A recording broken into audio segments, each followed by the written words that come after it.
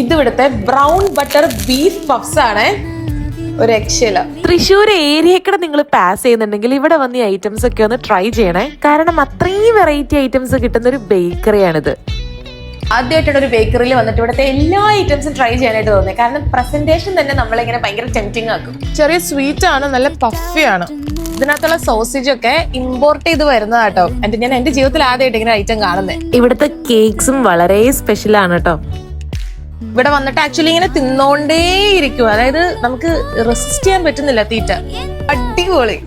ഒരു ദിവസം തന്നെ ഏകദേശം 3 തവണയാണ് ഇവിടെ റീഫിൽ ചെയ്യുന്ന ഐറ്റംസ്. കാരണം അത്രയ്ക്ക് മൂവിങ് ആണ്. ഉച്ച കഴിഞ്ഞൊക്കെ ഇവിടെ വന്നിട്ടുണ്ടെങ്കിൽ നല്ല തിരക്കുമായിരിക്കും. എപ്പോ ഈ വഴി വന്നാലും നമ്മൾ ഐറ്റംസ് ഒന്നും ട്രൈ ചെയ്യാണ്ട് പോവാറില്ല. ആൻഡ് നമ്മൾ കഴിച്ച ഐറ്റംസിന്റെ ഡീറ്റെയിൽസ് ഒക്കെ താഴെ കൊടുത്തിട്ടുണ്ട്. So this is lobes and muffins. നമ്മുടെ തൃശ്ശൂർ ഈസ്റ്റ് ഫോർട്ടിലാണ് ലൊക്കേഷൻ വരുന്നത്. ഇത് കൂടാണ്ട് 2 ഷോപ്സും കൂടി തൃശ്ശൂർ തന്നെ ഉണ്ട്. അതിന്റെ ഡീറ്റെയിൽസ് ഒക്കെ ഞാൻ താഴെ കൊടുത്തിട്ടുണ്ട്.